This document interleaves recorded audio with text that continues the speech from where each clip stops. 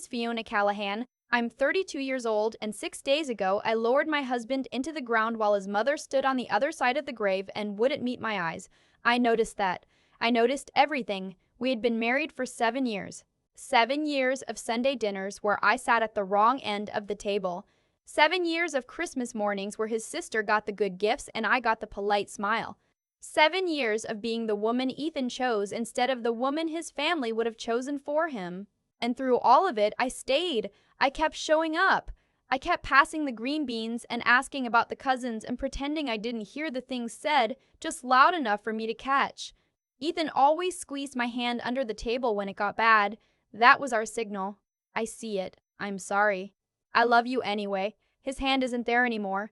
I found out what his family was planning on a Thursday afternoon in early October, the same week the leaves in Asheville, North Carolina started turning that particular shade of copper that Ethan always said looked like my hair. We were sitting on the back porch of the bakery he owned on Lexington Avenue, the one he had built from a single rented kitchen into a real storefront with his own hands, and he was quieter than usual. He kept turning his coffee mug in circles without drinking it. I asked him what was wrong. He said his brother had called him that morning. His brother's name is Warren. He is 2 years older than Ethan, has never held a job for more than 18 months, and has the particular confidence of a man who has never once been told no by the people who were supposed to love him most. His mother, Irene, made sure of that. Warren was her masterpiece. Ethan was her obligation. That morning on the phone, Warren had been friendly. Too friendly. He told Ethan he'd been doing some thinking, that Ethan worked too hard, that the bakery was a burden, that if anything ever happened, the family would want to make sure it stayed in the right hands. He even used the phrase, family asset. Like the place where my husband went at 4 in the morning every single day to pull bread out of ovens was a piece of furniture to be divided up. Ethan told me all of this in a flat, tired voice. Then he looked at me and said, "I think they're circling." He wasn't wrong. He had a scan scheduled for the following week. The headaches had been getting worse for 2 months. We already knew in our bones what the scan was going to show, even if we hadn't said it out loud yet. And his family, somehow, knew it too. The diagnosis came back glioblastoma. Stage 4. The neurosurgeon at Mission Hospital was kind and thorough and honest, and the word she used for the prognosis was aggressive. She meant the tumor. She could have just as easily meant Irene. I want to tell you about the first time I met Ethan's family because it matters. We had been dating for 4 months. He took me to his parents' house in Weaverville for his father's birthday dinner. His father, Donald, was a quiet man who spent most of the evening in the garage pretending to look for something. I liked him immediately, which is probably why Irene didn't. She opened the door, took one look at me, and said, "Oh, Ethan said you were a teacher." I said yes. I taught 4th grade at an elementary school in East Asheville. She said, "How sweet," in a voice that meant the opposite. At dinner, she asked me about my parents, my hometown, my apartment, whether I owned or rented. I rented. Her eyebrows went up just slightly. She asked if I had siblings. "I have a younger sister." Irene said, "Just the 2 of you?" Like 2 children was a character flaw. Like my mother had done something small and insufficient. Warren was there with his girlfriend of the month, and he barely spoke to me except to ask across the table and in front of everyone whether teachers got summers off or if I actually worked year-round. He said it with a smile that dared me to be offended. I smiled back. I said I worked year-round, actually, because good teachers do. Irene changed the subject. I drove home that night and cried in my car for 10 minutes before I was composed enough to go inside. Not because of anything specific. Because of the accumulation of it. The way they looked at me like I was a wrong answer Ethan had written down, and they were just waiting for him to correct it. He called me an hour later. I told him it was fine. He said it wasn't fine. They were awful. I'm sorry. And then he said, "I'm not going to stop seeing you because my family is difficult." He said it like a decision he had already made and was simply informing me of. I fell in love with him completely in that moment. But I want to be honest with you. Love is not armor. 7 years of Sunday dinners proved that. Irene never stopped finding small ways to remind me that I was tolerated, not welcomed. She bought Ethan a new kitchen mixer for his birthday without asking if we needed one, signed the card from just mom and dad. She called the bakery Ethan's place in every conversation, as if I hadn't spent 4 years helping him build it. When I miscarried at 11 weeks in our third year of marriage, she sent a card that said, "These things happen for a reason." I kept that card. I don't know why I kept it. Maybe I always knew it would matter one day. When Ethan got sick, they arrived. They always arrive when there is something to gain. Irene brought casseroles in her good Le Creuset dishes, the ones she always made a point of taking home when she left. Warren started coming by the bakery with ideas. He had a friend who was interested in investing, he said. A restaurant group out of Charlotte that was looking to expand. He said it casually, the way you mentioned the weather, but his eyes moved around the kitchen the way real estate agents do when they're calculating square footage. I watched all of it. I said very little. Ethan was in the middle of chemotherapy, and I was not going to spend his energy on fights that hadn't fully started yet. But I was paying attention. The night everything changed started at his cousin's engagement party in October, 3 weeks before Ethan passed. It was at a rented hall out in Swannanoa, string lights and a bluegrass band and too much bourbon. Irene had been steering me from conversation to conversation all evening with that particular grip of hers, fingers on my elbow, proprietary, like she was showing off a piece of furniture she was about to return. I needed air. I stepped out a side door into the parking lot and stood in the dark for a few minutes, just breathing. When I came back inside, I took a different route through the corridor along the back of the hall past the catering kitchen. I heard voices. Warren first. The lease on the Lexington space comes up in March. If we don't renew it in her name, it defaults back to negotiation. Then Irene. Quieter but sharper. She's not going to fight us. She's a school teacher. What is she going to do? Grade us? Warren said. What about the equipment? The ovens alone are worth all of it comes home, Irene said. Every piece of it. That's Ethan's. That has always been ours. There was a pause. Then Irene again, and I remember this exact sentence because I have replayed it every day since. She came into this family with a lesson plan and a rented apartment. She can leave the same way. I stood there in that hallway until I was absolutely certain my face was neutral. Then I walked back out to the party and found Ethan standing by the dessert table, tired but smiling, and I linked my arm through his and told him I was ready to go whenever he was. On the drive home, I gave him the report. I didn't cry. I didn't embellish. I told him what I heard, who said it, the exact words. He listened the way he always listened, all the way without interrupting. He was quiet for a long time. Then he said, I've already talked to someone. I've been talking to someone for 2 years. Her name is Ruth Nakamura.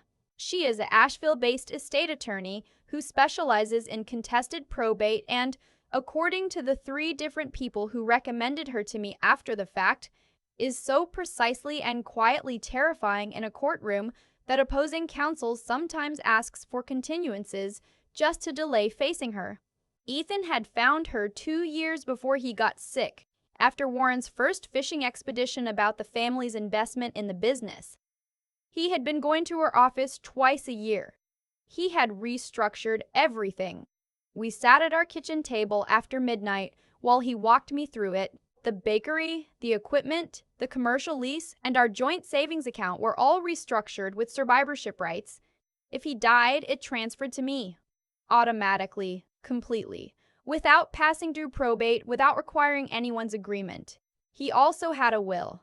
Ruth had drafted it with the kind of precision that made it, in her words, concrete.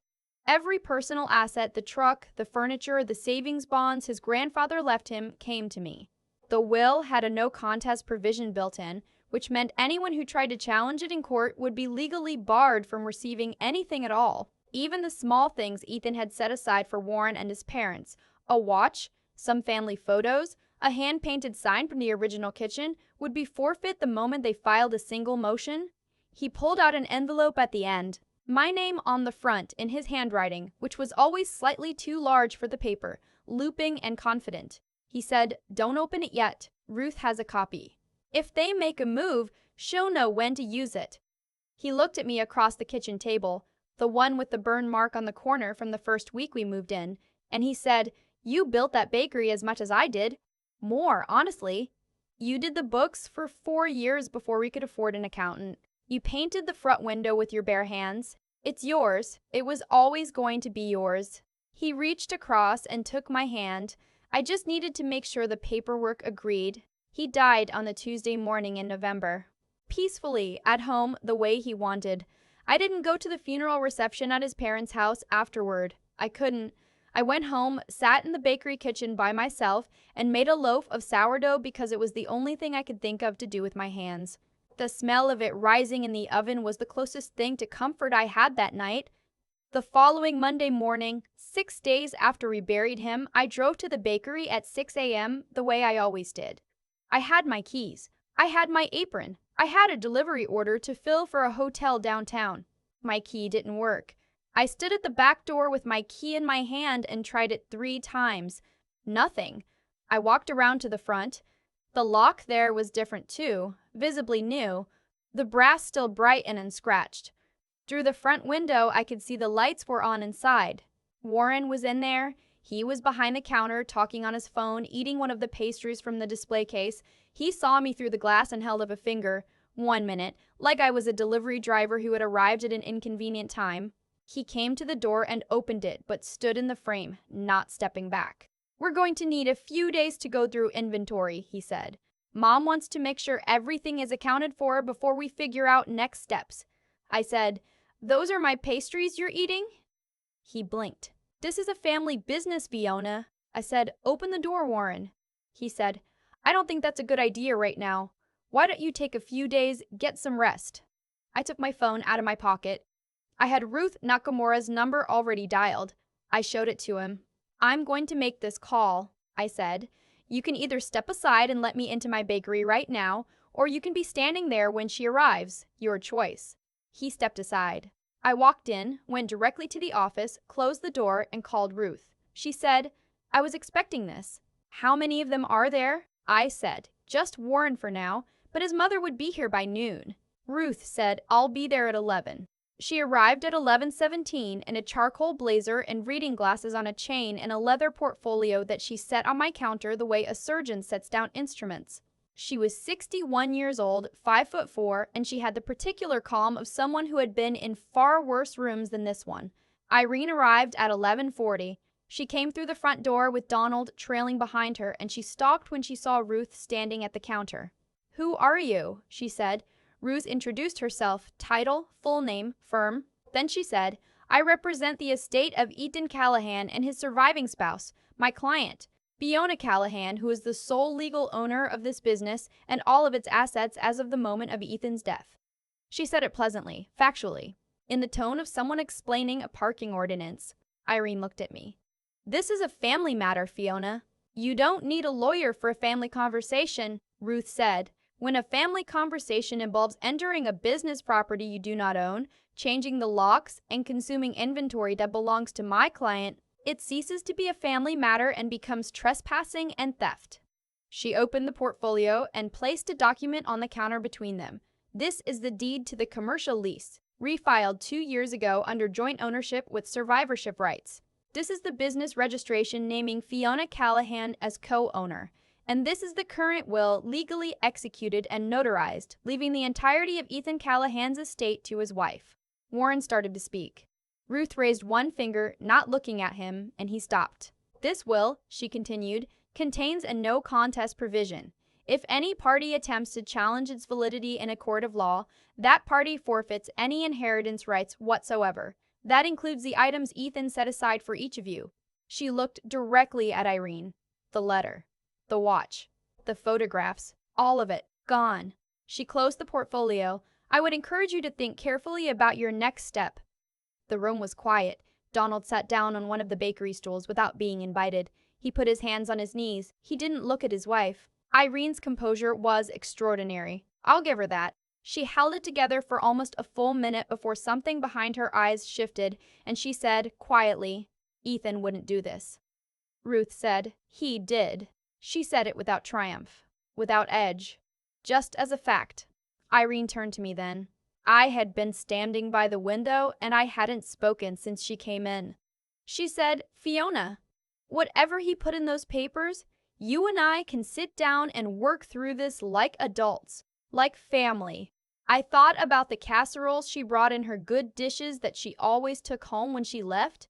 I thought about the engagement party hallway and her voice saying she came into this family with a lesson plan and a rented apartment. I thought about the card she sent after my miscarriage. These things happen for a reason. I said, I am going to need you to return the key you had made. She stared at me. The new key, I said. The one Warren used to open my bakery this morning. I'll need it back before you leave. The color that moved across her face was not anger. It was something closer to the first real recognition that she had lost. She had expected tears. She had expected the school teacher to fold. She had expected to be sitting in this kitchen by the end of the week, planning what to sell and what to keep. Warren pulled a key from his jacket pocket and set it on the counter without speaking. Ruth picked it up and handed it to me. Then Ruth said, "One last thing." She reached into the portfolio and took out the envelope with my name on it. She had been holding it for 11 months. Ethan's instructions were that if any action was taken against his wife after his death, this letter was to be read aloud. She looked at each of them. He was very specific about the word aloud. Donald looked up from the stool. Irene opened her mouth. Ruth was already reading. She began, "To my family. If you're hearing this, then you did exactly what I knew you'd do. I want you to understand something. I have spent our whole lives making excuses for the way you treat the people I love. I told myself it was just how you were. I told myself it didn't mean anything. I lied to myself for a long time." Warren looked at the floor. Ruth continued, "You never once asked Fiona about her students. You never asked her what she was proud of, what scared her, what she hoped for. You saw her bank account and her zip code, and you made a decision about her worth before she ever sat down at your table. You were wrong. She is the best decision I ever made.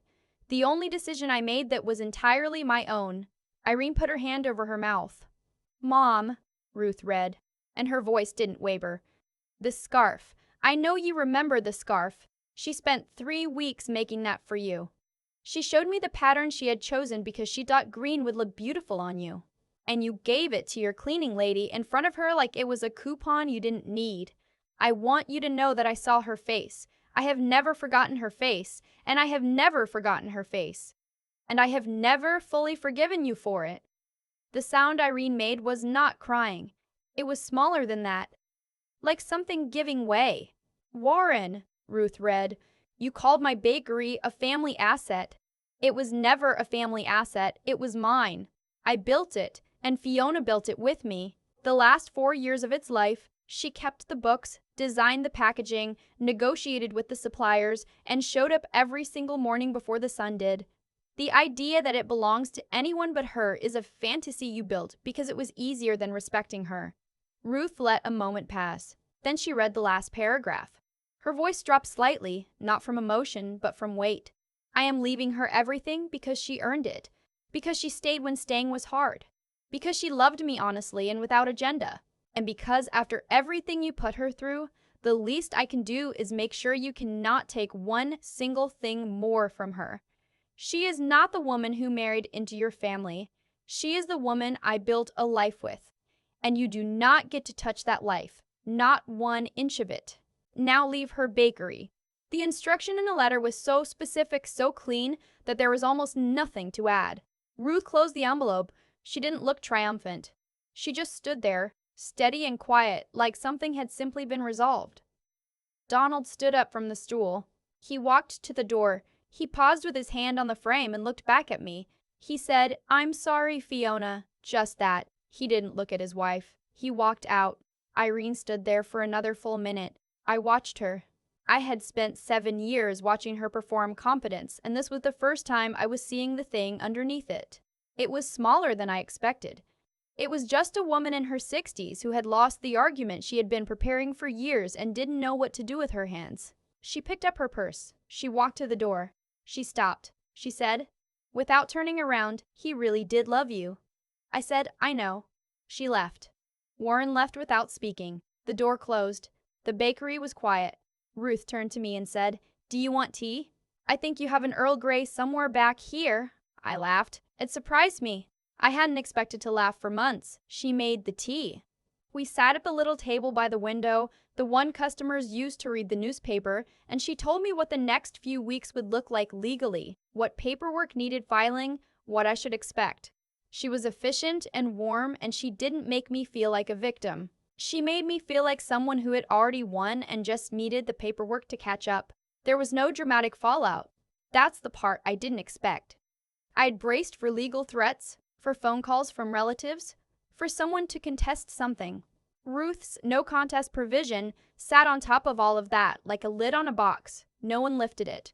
Word moved through Ethan's extended family the way it does in a city like Asheville, slow and thorough and complete. His cousin, the one whose engagement party had started all of it, texted me to say she was sorry and that she had always thought I was good for Ethan. His aunt on his father's side sent flowers to the bakery, no note. One of Donald's brothers called me to say that Donald hadn't spoken to Irene in 3 weeks. A month later, a card arrived from Irene. 2 sentences. I know I owe you more than this. I don't know how to give it yet. I put it on the refrigerator, not out of sentiment, just because it was, for the first time, honest. I kept the bakery open. Of course, I kept the bakery open. The morning after Ruth's visit, I went in at 6 a.m., changed the locks myself, and opened at 8 with a full case. The regulars came in. The hotel order was late, but I called and explained a family emergency, and they were gracious about it. By noon it felt, if not normal, at least like something I could stand inside. I hired an assistant manager in the spring, a woman named Tess who had been a pastry chef at a resort hotel and wanted something steadier. She started calling the back office the war room as a joke, because I had taped Ruth's business card to the whiteboard in there, and she asked about it, and I told her the story, and she listened with her arms crossed and her eyes sharp, and at the end she said, "Good." I took Ethan's name off the front window in March. Not to erase him. The opposite. I had a sign made that said, "Callahan's," in the same font we had always used, and underneath it, smaller, in his handwriting, which I had photographed from a birthday card, because good things take time. It was something he used to say when customers complained the sourdough wasn't ready yet. I started a scholarship in April. A small one, through the Community Foundation, for high school seniors in East Asheville who wanted to pursue culinary arts or food service management and couldn't afford the program fees. The first recipient was a 17-year-old kid who wanted to open a food truck. He came in to thank me in person and stood in the kitchen doorway and looked around like he was memorizing it. I told him to come back in the summer and I'd teach him the sourdough. That's the part they didn't plan for. Not the legal documents, not Ruth, not the no contest clause. They planned to take a bakery. They didn't plan for what the bakery would become. About 2 months after everything happened, I was closing up on a Wednesday evening, sweeping flour off the floor the way I've done 1,000 times, and I found something I hadn't seen before. Behind the small spice cabinet above the prep station, taped to the wall where no one would see it unless they moved the cabinet, was an envelope. Small. My name on the front, and below it in his handwriting, "For when you need it." I sat down on the floor right there with the dish towel in my lap and opened it. He had written it on a piece of bakery paper, the same paper we used to wrap loaves for the farmer's market. He wrote, "I know you're going to be okay. I knew it before I was sick, and I know it now. You are the most capable person I have ever met, and I say that as someone who watched you negotiate a flour contract over the phone while simultaneously decorating 43 custom cookies for a retirement party. You don't need me to protect you, I know that. I protected you anyway because I wanted to, not because you needed it. Take care of the starter culture. It's been alive longer than we've been married. Don't close on Sundays if you don't want to. I know you like Sundays. The bakery is yours. It always was. I just got here first. I love you. I'm sorry I had to leave. I sat on that floor for a long time. The starter culture was on the shelf above me where it always was. The jar with the blue lid and the masking tape label that just said E for Ethan because he had named it after himself as a joke on the second week we were together, and somehow it stuck. I got up off the floor. I checked the starter. I turned off the lights. I locked my bakery. And then I went home, which is still my home and always will be. If someone stood with you the way Ruth stood with me, I'd love to hear about them in the comments. This community is full of people who have had to hold their ground when it felt impossible, and those stories deserve to be heard. If this one meant something to you, subscribe and you won't miss what comes next. I've thought a lot about cause and effect since all of this happened, not in a dramatic way. Just quietly, The way you do when you're sweeping flour off the same floor you've swept 1,000 times and your mind has space to wander. What Irene and Warren set in motion wasn't new. It started long before Ethan got sick. It started the first night I sat at their dinner table and she looked at me like I was a wrong answer. Every small cruelty after that, the card after my miscarriage, the scarf given to the housekeeper, the hallway conversation at that engagement party, those weren't isolated moments. They were a pattern. And patterns, if you're paying attention, tell you everything you need to know about a person's character. I was paying attention. I just didn't know yet that Ethan was too. That's the thing about integrity, it doesn't announce itself. Ethan never once said to me, "I'm going to protect you." He just did it, quietly, over 7 years, in a lawyer's office twice a year while I was at school teaching 4th grade. He built a fortress around our life not because he doubted me, but because he knew exactly who his family was. That kind of foresight is a form of love that doesn't get talked about enough. It's not romantic in the obvious way. It's better than that. It's someone saying, "I see the future clearly, and I am going to make sure you are safe in it even when I'm not there anymore." And Ruth.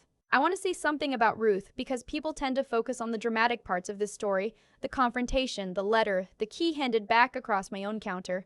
But what I think about most is the 11 months she held that envelope without ever once reaching out to ask if I needed it yet. She just waited. She trusted Ethan's instructions, and she trusted me to call when it was time. That kind of steadiness, the willingness to hold something carefully for someone else without turning it into a story about yourself, is rarer than most people realize. What happened to Warren and Irene wasn't punishment handed down from somewhere outside themselves. It was the direct consequence of who they chose to be. They made choices, small ones, daily ones, over years, that revealed what they actually valued.